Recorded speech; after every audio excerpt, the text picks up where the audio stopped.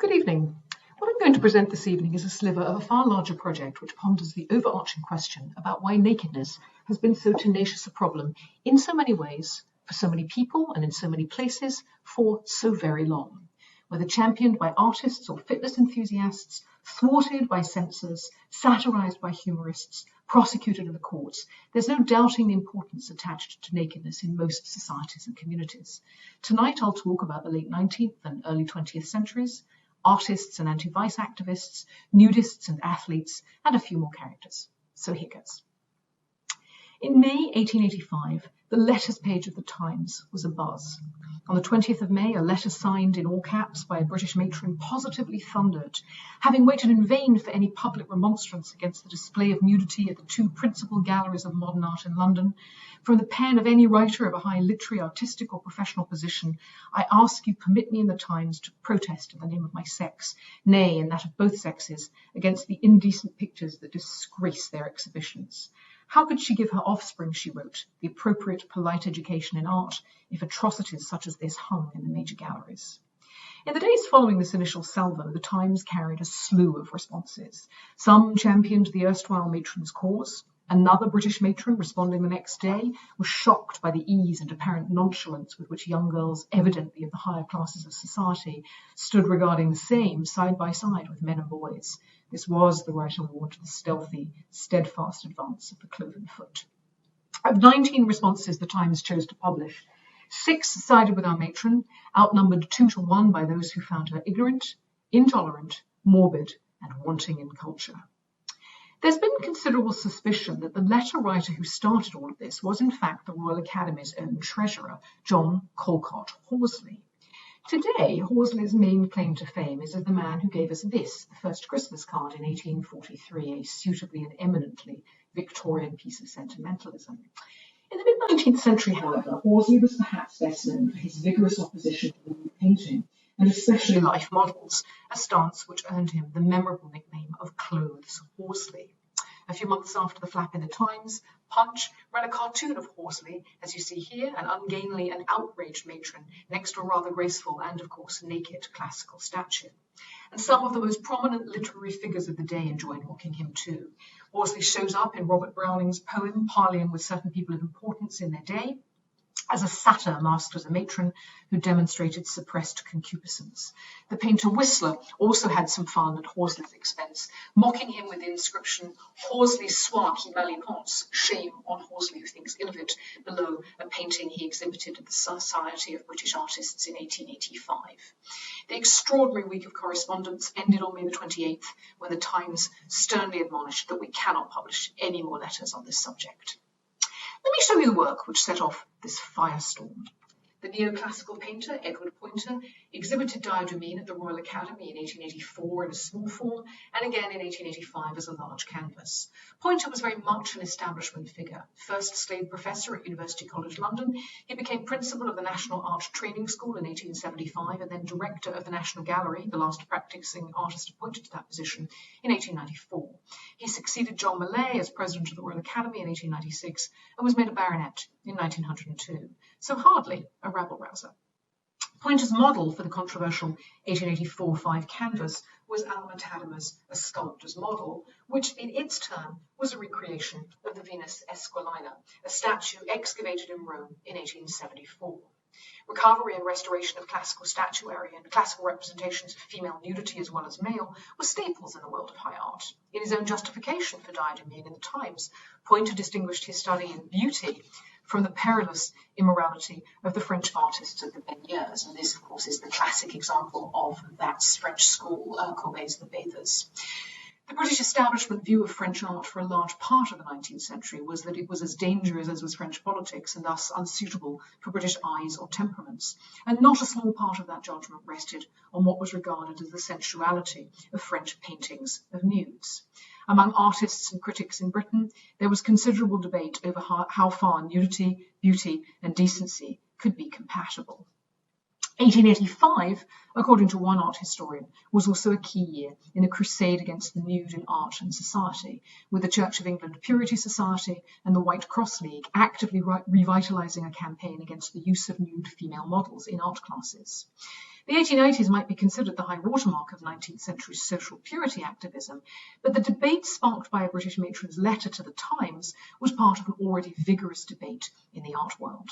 From at least the 1830s, life modelling as an element of the training of artists had been a prominent topic of debate, and not surprisingly, much of the fuss was over the use of naked female models. The Royal Academy had introduced female models late in the 18th century, but they sat far less often than their male counterparts, and only advanced students had access to them, and even then, under close supervision. Concern over the propriety of the display of female flesh simmered in art circles into the 19th century, with private institutions implementing what the Royal Academy refused to do, namely permit modelling from live women on a regular basis. It was clear that establishment institutions such as the Academy approached the topic with considerable care. At the Royal Academy, no one except members of the royal family could enter if a female model was sitting, and no students under the age of 20 were permitted unless married. Students were required to keep a respectable distance from the model, and only the academician in charge could arrange or alter the pose. The issue was pressing enough that in 1860 the House of Commons voted on whether to withdraw government monies from state-funded schools of art employing the living female model. The motion was soundly defeated 147 to 32, but the fact that this seemingly esoteric issue reached interparliamentary debate is surely telling. 3 years later, John Rogers Herbert, one of the artists commissioned to paint the Poets' Hall in the new Palace of Westminster in the 1840s, told the Royal Commission appointed to report on the Royal Academy that he would exclude altogether the nude female model from the Academy because, he said, I conceive that art, the true aim of which is to elevate and to divinize, does not require the use of anything which might corrupt him who studies or the person who sits as the model. This furore over nude art at the high end was remarkably similar in sentiment to the concerns of social purity groups whose interests lay in the corruptions engendered by prostitution, drunkenness, and other allegedly antisocial behaviours. Although the vigilance movements of the late 19th century were more interested in pornography and in mostly working-class vice than in policing the aesthetics of the upper classes, scandal had always adhered to the lax morals of the rich, and vigilance was essentially a bourgeois phenomenon, the province of a frustrated and sometimes puritanical middle class, whose disapproval extended both upwards to aristocratic excess and downwards to proletarian ignorance and viciousness. Anti-vice societies attacked all manner of public indecency, the theatre, the art gallery, the music hall, the streets, always pushing for broader definitions of obscenity and of indecency. And social purity's heyday bloomed at much the same moment as the pinnacle of the anti-nude crusade in art. The effects of both reached into the early 20th century, often overlapping with those elements of the eugenics movement which emphasised public health and moral improvement. In both the art controversy and in social purity campaigns, moreover, the focus was largely on the female body. Who could see the life models, who those models should be, what might happen if young women viewed nude paintings, how to protect ignorant and innocent girls from the clutches of those who would put them to work in a brothel. And at some level, all of this was about the regulation of female behaviour, and perhaps most especially in instances where women laid claim to some sort of economic independence, whether in a studio, on stage, or even in a brothel. The rationale offered was, of course, that the sexualized female presence would inflame men, a circular argument leading back to female sexuality as a problem that enmeshed both women and men. Not surprisingly, given the Christianized culture of 19th century Britain, the naked body, a symbol of sexuality with its revealing of the genitalia, was at the heart of this dilemma. After all, it was only after they had eaten from the tree of knowledge, the blame for which, remember, lies squarely with Eve, not Adam, that the first two biblical humans even understood that they were indeed naked. Such concerns emerged not only out of a Victorian prudishness, which is all too easy to parody, but out of the growing dissatisfaction in the late 19th century, fueled by fears of degeneration with the effects and values of modern life. At one end of the spectrum was the moralising concern of the social purity wing, including those who decried the exhibition of paintings of the nude, who blamed urbanisation of the factories, the independence of women, the loosening of family values and the like, for what they saw as a sexualizing tendency that promoted illegitimacy, commercial sex, secularity, and a loss of respect for traditional values. But there was another and radical element of this critique of modern alienation, which, while it also imagined a return to a mythologized moral past, did so in a strikingly different idiom. Where the vigilance movement argued that populations made effete and pallid by over-civilization produced vicious behaviors, another of the strands, rejecting the unhealthy constraints of modern life, championed instead a back-to-nature movement which saw in nudity a form of moral, social, and political salvation. Taking off one's clothes became, in effect, the answer to the ills of modern life and civilization. At various points as early as the 17th century, certainly in Britain, small radical sects had experimented with nudism as a form of liberation. But the early 20th century saw a more widespread take-up of these ideas, spurred by the rejection of Western industrialism and the artifice it embodied. German Nacktkultur, naked culture, one strand of the broader Lebensreform emerging at the end of the 19th century, was the catalyst for what would become a nudist movement that spread, especially in the interwar years, to a number of industrial cultures, including Canada, the United States, Britain, New Zealand, Australia, and Scandinavia. Its earliest prophets included Heinrich Pudor in Leipzig and Richard Ungewitter in Stuttgart. Pudor is thought to have coined the term Nacktkultur around 1903, and his Nackende Menschen, Naked People, published in 1893, was the first full-length manifesto for the nudist movement. In these early years, women's principal prominence in the movement was in nackt tanz, where performers such as Adore Villani, Mata Hari, Olga Desmond, and the Dutch dancer Gertrude Leistekov performed nude in a self-consciously modern mode of expressive dance, which they saw as high art. The basic philosophy of this early nudism was regeneration and restoration, both of the health of the individual stifled by a degenerative industrialism, and of the nation also out of balance and overly concerned with material prosperity and consumerism.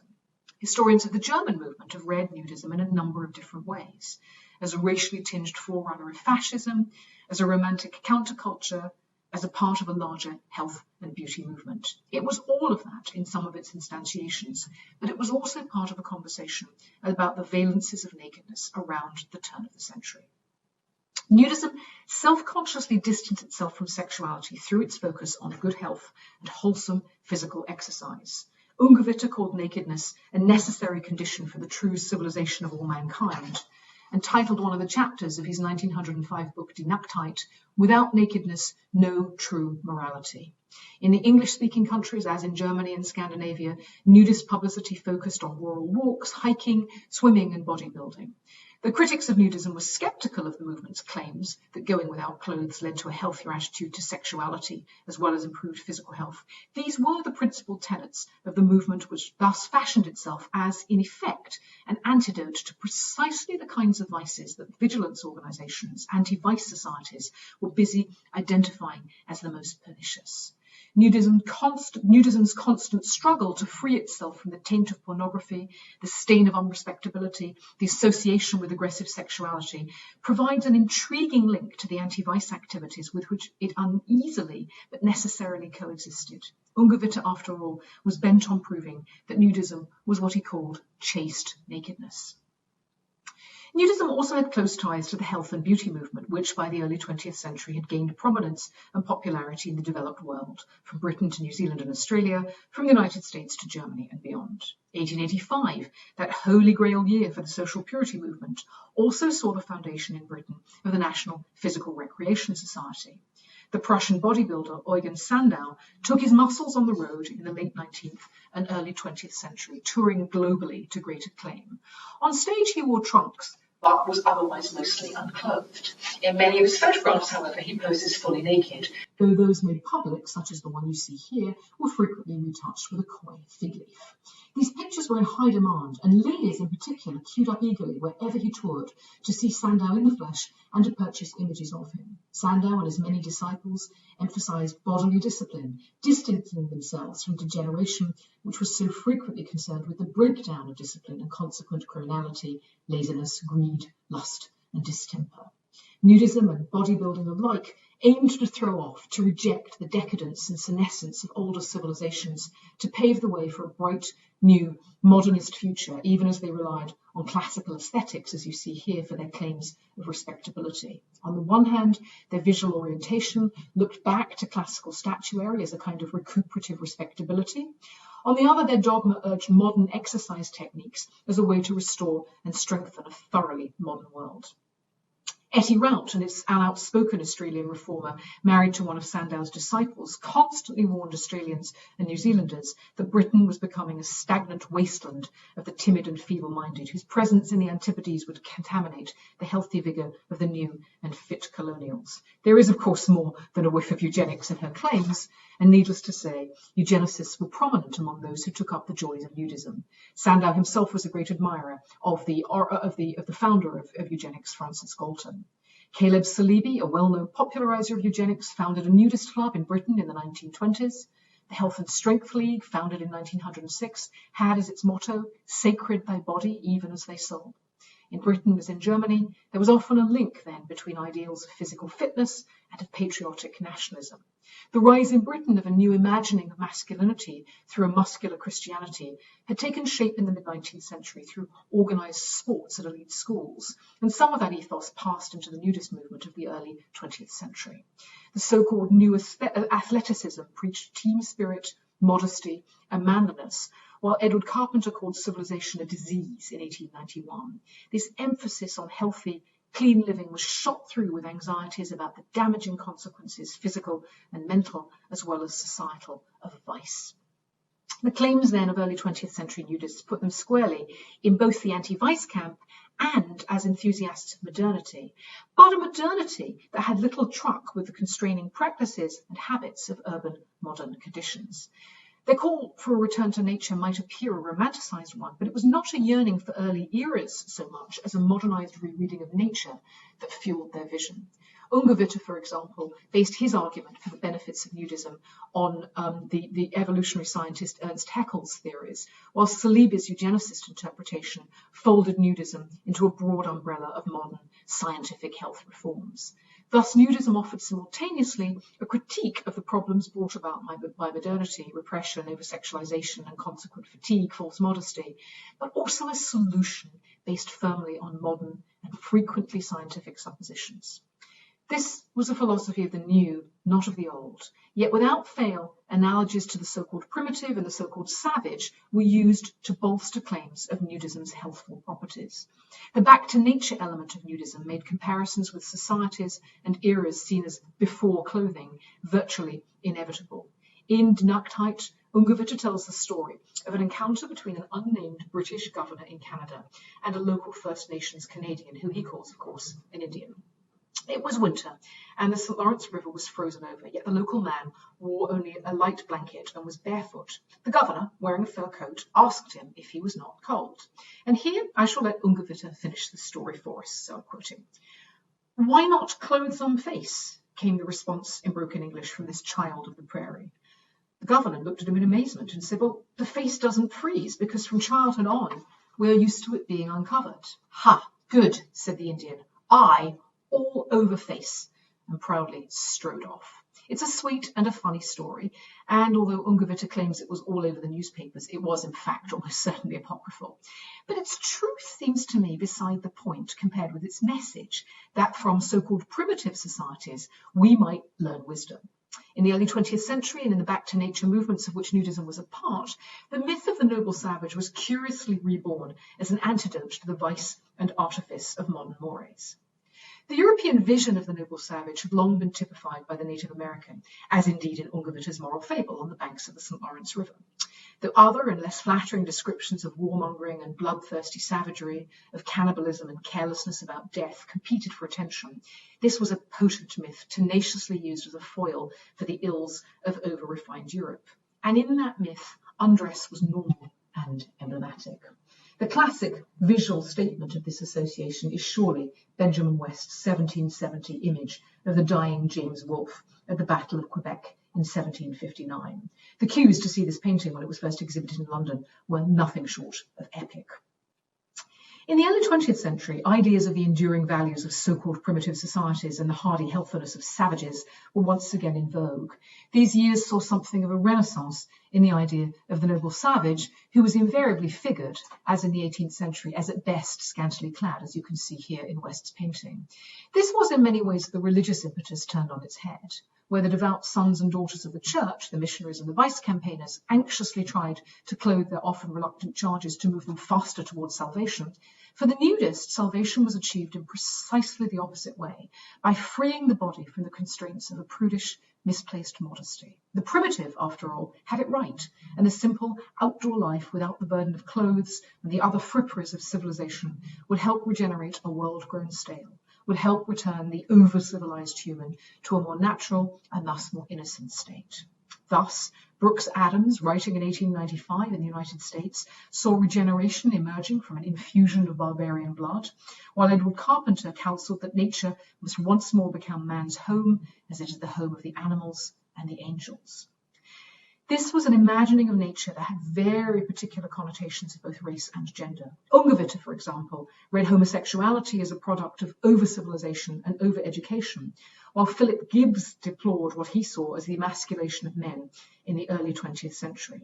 In The Life of Real Men, he wrote, there was, and I quote, the call of the wild and the faint, far-off echoes of nature music. It was thus that Hans Soren, another of the gurus of 20th century nudism, lauded the movement's capacity to produce the sensation of virile, primitive manhood, under attack both from over-civilization and from increasingly assertive women. This evocation of primitivism, though rejecting what radicals found unattractive about the modern world, nonetheless was immersed in the imperial racism of the era. And this was the substance of Susan Sontag's withering critique of Leni Riefenstahl's late work, The Last of the Nuba, published in 1974. Sontag noted what she called Riefenstahl's primitivist ideal, untouched by civilization and approaching extinction. While there certainly have been many criticisms of Sontag's essay on this, the identification she makes between an innocent but doomed primitive peoples and their nakedness abounds on every page of Riefenstahl's book. For Sontag, Riefenstahl's photos that published in the 1970s represented a fascist reading of the noble savage that returns us to the fascination with the primitive that in the early 20th century was widely regarded as a solution to the problems of modernity. Nudism was, of course, not the only early 20th century movement to cast doubt on the benefits of civilization, nor indeed to reconsider the savage in light of that critique. What, I wonder, would a British matron, whose outrage you may recall reached the Times in 1885, have made of this famous canvas, routinely regarded as the iconic modernist painting which you will doubtless recognise as Pablo Picasso's Les Demoiselles d'Avignon? Picasso completed the work in 1907, and although it was not publicly exhibited until 1916, it was the talk of the art world even before its completion. Now on display in New York at the Museum of Modern Art, Demoiselle is a huge and dramatic canvas, some 240 by 253 centimetres in dimension. The subject matter, sexuality, was not new to this artist, nor was the depiction of sex workers, as was the case here. But the painting was nonetheless an enormous challenge at the time and on many, many levels. I won't rehearse here the whole range of ways in which critics, art historians, and historians of modernism more broadly understand the importance of this work, but will focus instead on the ways in which I think it dovetails with the relationship between nakedness and modernity that I'm trying to develop here. I want to point to two elements at work in this painting. The first and most obvious is that while we are looking at nudes, these are a far cry from the classicized nudes of the 19th century against which Picasso is here protesting in what one critic called an extreme departure from the classical canon. Secondly, while a great deal of the rejection of Western images is contained in the deliberate distortion of the realist tradition, the two figures on the right of the picture are also figured as non-Western, wearing masks which look African and primitive as they would have been figured at the time. Picasso was no stranger to primitive art, one of the major new modernist strands, and along with André Derain and others of his contemporaries, was in the early 1900s exploring African art and incorporating motifs from it into his own work. Derain, after all, was at this stage experimenting with fauvism. He would later turn to a more conservative and representational art, and the appearance of the fauve at the Salon d'Automne in 1905 is often regarded as heralding the start of modernism. Notice the tropical setting and the nude in Derain's boldly coloured and palpably primitivist painting, The Dance, from 1906.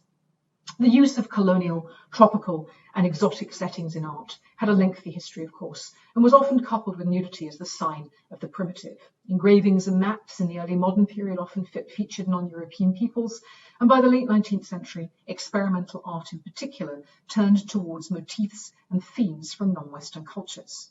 As artists moved away, on the one hand from realism, and on the other from beauty as necessary elements of proper art, they incorporated forms from other cultures more and more. From Gauguin's Tahitian settings to Henri Rousseau's jungles, the world beyond Europe, more often than not peopled by wild, read naked peoples as well as animals, became the stock in trade of the new modernist art.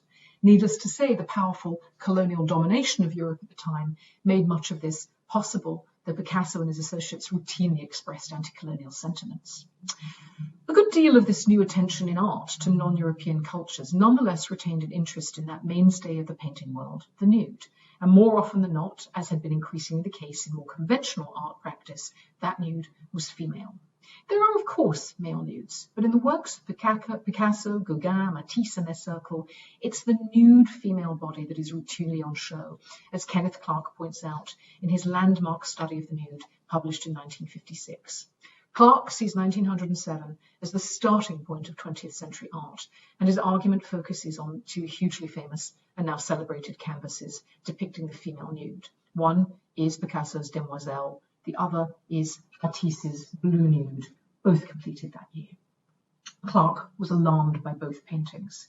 Matisse, he claims, sacrificed his lady to violent transitions and emphatic simplifications. Picasso's work he calls the triumph of hate. Clark's reactions may surprise the modern viewer by their intensity. He was writing, after all, well more than half a century ago, but they remind us of the context in which these artists were working and of their rejection of what they saw as a tired, bankrupt, rule-bound world, which in time would stifle creativity. In this respect, they shared a good deal with the rather more earnest enthusiasts of nudism in extolling the apparent virtues of the primitive, which they too saw as indifferent to, uninterested in, and perhaps ignorant of the strictures and conventions of modern Western life. Many commentators have pointed out that worship of the so-called primitive is endemic in the Western ideal of the pastoral, and pastoral settings were used in art and in photography to make nudes respectable. Pudor had linked nudism and the pastoral at an early stage. Nudism allowed for a greater intimacy with nature and was thus an outdoor activity. And Ungevitter's books on nudism included dozens of photographs detailing this pastoral idyll, and this is a very good example of what I'm talking about. Modernism's backdrops were seldom idyllic, but they did place the nude in a so-called primitive and apparently natural setting, contrasting with the urban density of the world in which they themselves lived, and underscoring the difference between primitive nature and modern civilization. In a fascinating account, a Russian art critic, viewing a collection of the new avant-garde work in 1914, made a telling comparison between the nudes of Gauguin and those of Picasso's Demoiselle. Gauguin, he noted, found an escape from his own refined and degenerate culture in the exotic nature and exotic people of Tahiti. To move from viewing his work to that of Picasso, said this critic, was to arrive at the Stone Age and to witness the demonic grimaces of the pent spirits of nature. These paintings, differently articulated but coupled by their association between nature and nakedness, defined the modernist avant-garde, its rejection of the stifling conventions of the West in favour of a faraway locale, not necessarily a paradise, but palpably not part of the European mainstream. In the early 20th century, we can thus see an intriguing set of alternatives to the various discontents that surfaced in radically different camps, but which shared a rejection of at least some elements of the Western norm. Certainly, nudism was a minority interest confined in large measure to a radical fringe, and seemingly at its most popular in Protestant industrialized nations. And likewise, the proponents of the new avant-garde art were shocking and disconcerting to many. But anti-vice campaigns, too, were the province of an anxious minority. Their promoters may have been successfully garnering signatures, but active membership of their organizations was never high, and they were frequently mocked as frustrated killjoys. Yet these are not, any of them, trivial movements, though the nudists and the vigilance crowd have frequently been marginalized by journalists and politicians at the time, and latterly by historians. I want to read them alongside the emergence of radical modernist art as forms of cultural modernity written through the sexed and raced body, frequently figured as a reinvented noble savage, and optimistically envisioning their capacity to remold civilization. Indeed, one critic has asserted that it was the idea of degeneration that determined the styles of modernism and its subjects as well, a claim well evidenced, I hope, by many of the artworks and photographs I've shown here. German nudism, both before and after the Nazi era, has been criticised for a subtext of racist hierarchy. Chad Ross has argued that its pre-1930s character was simultaneously modern and reactionary, but nudism was protean in character. There were feminist and socialist nudist strands too, just as within the anti-vice movements there were self-identified feminists, and this diversity was by no means unique to Germany. Nudism was a white European phenomenon which evoked romantic notions of the primitive to shore up a reading of whiteness directly related to the interpretation of decency that bolstered anti-vice organizations for whom the nude human was an abhorrence. While Picasso and his companions had rather less interest in upholding a healthful and sanitized vision of the world, they too, though, borrowed from existing ideas of primitiveness, which fundamentally equated nakedness and the pre-modern. For them too, that linkage held out the prospect of liberation, albeit of a rather different sort. The explicitly primitive and racialized reconstitution of the visual contours of nakedness, so central to modernist art, shared with nudism a set of assumptions about nature and the primitive inherited from modern European colonialism, within which the trope of the naked native already had a lengthy history. Race and colonialism were deeply linked to nakedness, and the challenge for nudists was as much to make white nakedness acceptable as it was to normalize unclothedness itself. Nudism, however, is today no more than a minority interest and still walks a legal line, in part the result of the partial success of anti-vice campaigners who have held steady to a definition of nudity as indecency. We live in a world that continues to express concern about nakedness as obscenity, even as the commodification of the sexed naked body confirms the critique of commerce that catalyzed some of these movements at the end of the 19th century. The primitive body, likewise, continues to be represented as unclad, as tirelessly outside the modern, which, for all the work of sex radicals, health advocates, and modern artists, has yet to unburden itself in any meaningful way of its metaphoric or indeed its actual clothing. Thank you.